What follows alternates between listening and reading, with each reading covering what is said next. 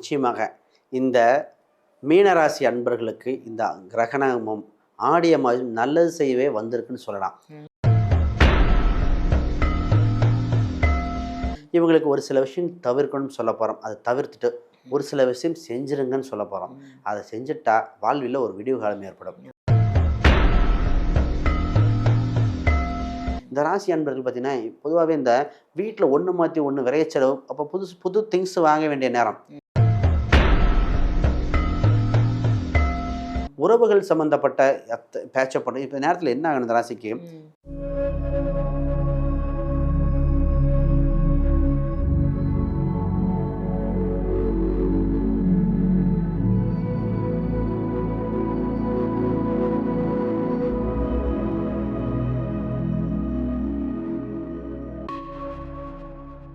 ஆன்மீக பரிகார நேயர்கள் அனைவருக்கும் அன்பான வணக்கங்கள். இன்னைக்கு நம்ம யாரை சந்திக்க வந்திருக்கோம் அப்படின்னு பாத்தீங்கன்னா, உங்க எல்லாருக்குமே இவரை தெரியுங்க. அஸ்ட்ராலஜர், நியூமராலஜர், சோழி பிரசன்னம் பார்க்கக்கூடியவர். இப்ப கெஸ் பண்ணிருப்பீங்க யாருன்னு. ஆமாங்க, வாஸ்து நிபுணர் நம்மளுடைய ஸ்ரீ சுபம் விஜயகுமார் சாரை தான் சந்திக்க வந்திருக்கோம். வணக்கம் சார். எப்படி இருக்கீங்க? ரொம்ப சூப்பர் சார். நிறைய பேர் உங்க பதிவுகளை பாக்குறாங்க. குறிப்பா சொல்லணும்னா நிறைய கமெண்ட்ஸ் போடுறாங்க. சோ அந்த கமெண்ட்டை படிக்கும் போது இந்த டாபிக் நம்ம சார் கிட்ட டிஸ்கஸ் பண்ணலாம் அப்படின்னு எனக்கே ஒரு தோணல் வருது. அப்படி நான் பார்த்து எடுத்த ஒரு டாபிக் தான் இது. என்னன்னா, சூரிய கிரகணம் பிளஸ் அமாவாசை, ஆடி அமாவாசை ரெண்டுமே ஒரே நாள்ல வருது சார். இந்த ஆகஸ்ட் மாசம் வரக்கூடிய ஆடி அமாவாசை பிளஸ் சூரிய கிரகணம். இப்ப சூரிய கிரகணம் அப்படின்னாலே இந்த விஷயங்கள்லாம் செய்யாதீங்க, இந்த இடத்துக்கு போவே கூடாது, கண்டிப்பா இந்த ராசிக்காரர்கள்லாம் பரிகாரம் பண்ணிக்கோங்க அப்படின்னு நிறைய விஷயங்கள் இருக்கும். சோ இந்த சூரிய கிரகணத்தை பத்தி ஒரு இன்ட்ரோ கொடுங்க. ஒவ்வொரு ராசியினரும் என்ன செய்யணும், என்ன தவிர்க்கணும்ன்றதை நம்ம பார்த்துடலாம். நிச்சயமா. முதல்ல இந்த வருடம் நடக்கின்ற வருடத்துல சிறப்பான வருடம். ஏன்னா சூரிய கிரகணம் ஆடி அமாவாசையும் இரண்டும் கடந்து வர்றதுனால உலக அளவுல பல மாறுதல் ஏற்பட போகுது. அந்த உலகத்தில் இருக்கிற நமக்கும் ஏற்பட போகுது. இந்த 12 ராசிகளுக்கு என்ன நடக்க போகுதுன்னா, முதல்ல செய்யக்கூடியவைன்னு நிறைய இருக்கு. இந்த ஆடி அமாவாசை ஒட்டி நிறைய வரும், செய்யக்கூடாததுன்னு வருது. அப்ப மனிதர்கள் இதை சரியாக கடைபிடித்தால் விதியை வெல்லும் வல்லமை படைக்கின்ற காலகட்டம். ஜாதகத்துல பல தோஷங்களுக்கு தீர்வு ஏற்படக்கூடிய காலகட்டங்க. மாத்திரு தோஷமா, பித்ரு தோஷமா, அதுல பாத்தீங்கன்னா கிரகண தோஷங்கள் பிறந்திருப்பாங்க, தந்தை வழி தோஷங்கள், தாய் வழி தோஷங்கள், பூர்வ கர்மாக்கள், கர்மாவை மாற்ற காலம் பிறந்திருக்கிறது. அப்ப இந்த கிரகணமும் அமாவாசையும், அது ஆடி அமாவாசை, முன்னோர்களும் கிரகணம் அனைத்துக்கும் அந்த நெகட்டிவ் அப்படியே மாத்தி வாழ்வுல பாசிட்டிவ், புதுசா ஒரு மனிதன் பிறந்து அந்த ஜாதகம் இருந்து அப்படி இருக்கும், அது மாறக்கூடிய காலகட்டம். அப்ப நம்ம இந்த நேரத்தை சரியாக பயன்படுத்திட்டு ஒரு சில வழிமுறைகள் சொல்ல போறேன். ஆண் பெண் இருவரும் கடைபிடிச்சா ஜெயிக்க போகிற காலகட்டம் உங்களுக்கு வந்தாச்சுங்க. Super sir. நிச்சயமா மிஸ் பண்ணாம முழு பதிவையும் பாருங்க. ஒவ்வொரு ராசிக்கும் என்ன செய்யணும், என்ன செய்யக்கூடாது, என்ன தவிர்க்கணும். 2 நாள் தாங்க. இந்த 2 நாள் மட்டும் சார் சொல்ற மாதிரி நம்ம ஃபாலோ பண்ணிட்டோம்னா லைஃப் ஃபுல்லா நல்லா இருக்க போகுது. பாத்துடலாம் சார் ஒவ்வொரு ராசியா. சார் ரொம்ப அழகா, ரொம்ப தத்ரூபமானு சொல்லணும், அவ்வளோ அருமையா இந்த சூரிய கிரகணத்தை பத்தியும் அதே மாதிரி ஆடி அமாவாசையை பத்தியும் ஒவ்வொரு ராசிக்கும் என்ன செய்யலாம், என்ன செய்யக்கூடாதுன்னு ரொம்ப சூப்பரா சொல்றீங்க. அந்த வகையில இன்னைக்கு நம்ம பார்க்க போறது மீனராசி. மீனராசி நேயர்கள் இந்த சூரிய கிரகணத்தை எந்த விஷயத்தெல்லாம் தவிர்க்கணும், எதெல்லாம் இவங்களுக்கு சாதகமா அமையும், ஆடி அமாவாசையை எப்படி பயன்படுத்திக்கலாம்? நிச்சயமாக இந்த மீனராசி அன்பர்களுக்கு இந்த கிரகணமும் ஆடிய மாதம் நல்லது செய்யவே வந்திருக்குன்னு சொல்லலாம். ஆல்ரெடி இவங்க ஜென்ம சனியில படாதபாடு பட்டு இருக்காங்க. அப்ப மைனஸ் இன்ட்டு மைனஸ் பிளஸ்ஸா மாத்துற காலகட்டம் வருது.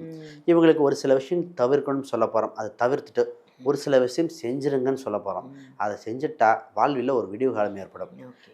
ஃபர்ஸ்ட் இந்த ராசி பார்த்தீங்கன்னா, சார் பல கஷ்டங்கள் பட்டுட்டோம், விடிவு காலம் எப்பன்னு இயங்கிட்டு இருக்காது. இந்த நேரத்துக்கு பார்த்தீங்கன்னா, சார் நான் புதுசாக ட்ரை பண்ணுங்கள், கற்றுக்கங்க, விவசாயம் சம்மந்தப்பட்ட அக்ரிகல்ச்சர் வேலை மாற்றங்கள் ட்ரை பண்ணுங்கன்னு சொன்னது நாங்கள் தான். ஆனால் ஆகஸ்ட் 11, 12, 13 இந்த 3 நாள் வேண்டாம். நான் 12ஆம் தேதி கிரகணம், இன்னும் பின்ன 2 நாள் அந்த எஃபெக்ட் இருக்கும். இந்த முக்கிய முடிவுகள், இப்போ புதுசாக ஒப்பந்தங்கள் கையெழுத்து போடுறது, புது வேலைக்கு அப்ளை பண்ணுறது, திருமணத்தில் ஆன்லைனில் ரெஜிஸ்ட்ரேஷன் பண்ணுறது, இப்போ ஆன்லைனில் எப்போ வேணால் பண்ணலாம், ஆன்லைனில் ஒப்பந்தம் போடுறது, இந்த மாதிரி எதுவுமே வேண்டாம். ஒன்றும் முன்னாடி பண்ணுங்கள், இல்லை அது முடிஞ்சதுக்கு பண்ணுங்கள். நான் ஆடி 18 ஆடி பேருக்கு வந்துருச்சு அப்படின்னு ஒரு சந்தோஷத்தில் பண்ணுவாங்க. தவிர்க்க வேண்டியது.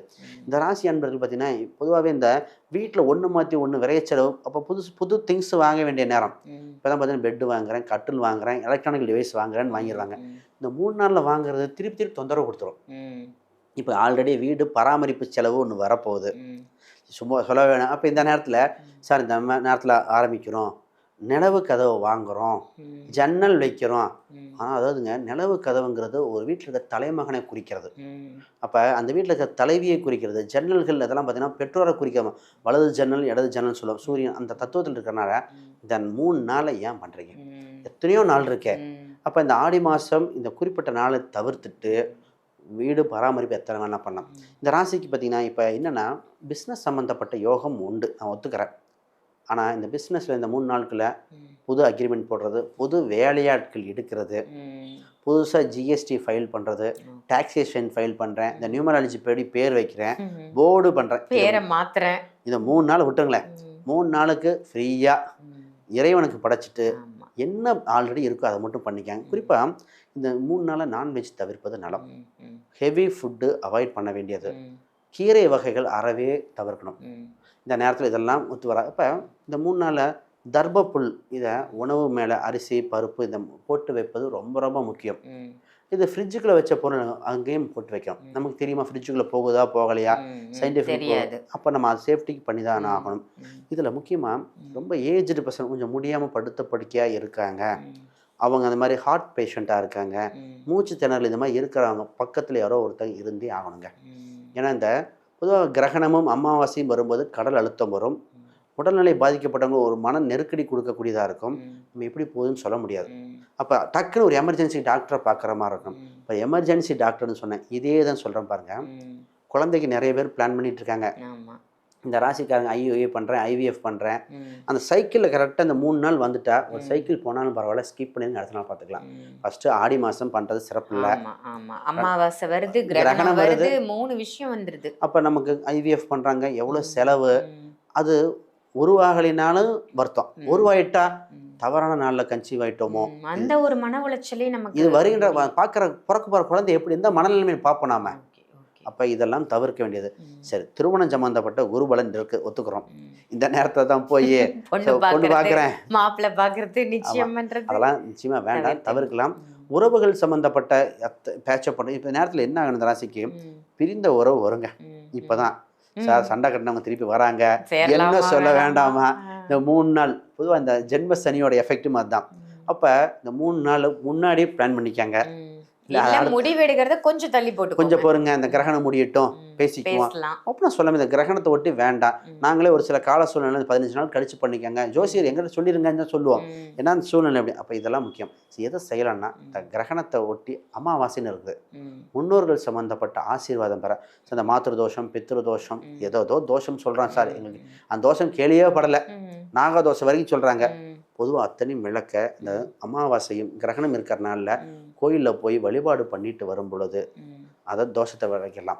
ஜாதகத்தில் சூரியன் ராகு சூரியன் கேது, சந்திரன் ராகு சந்திரன் கேது, அது சுக்கிரன் ராகு மற்றும் சுக்கிரன் கேது செவ்வாய் ராகு, இந்த மாதிரி எல்லாம் திருமண வாழ்க்கை கிரகணங்கள் மன அழுத்தங்கள் பலதை கொடுத்துருது.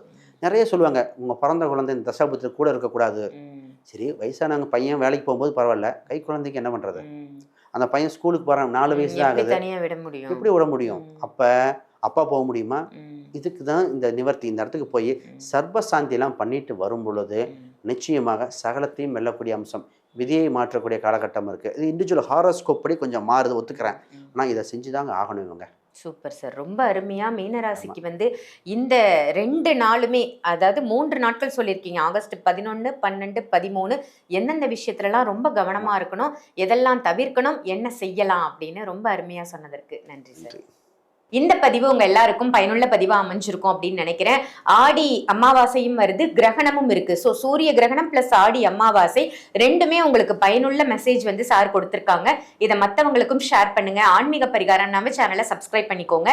அதே மாதிரி நீங்க அஸ்ட்ராலஜி பார்க்கணும், உங்க ஜாதகத்தை பார்க்கணும், இல்ல உங்க உறவுகளுடைய ஜாதகத்தை பார்க்கணும் அப்படின்னாலும் சாரை நீங்க கான்டாக்ட் பண்ணலாம். வீடியோல தெரியிற நம்பருக்கு கால் பண்ணி அப்பாயின்மெண்ட் வாங்கிக்கோங்க. டைரக்ட் கன்சல்டேஷனும் இருக்கு, ஆன்லைன் கன்சல்டேஷனும் இருக்கு, அதையும் யூஸ் பண்ணிக்கோங்க.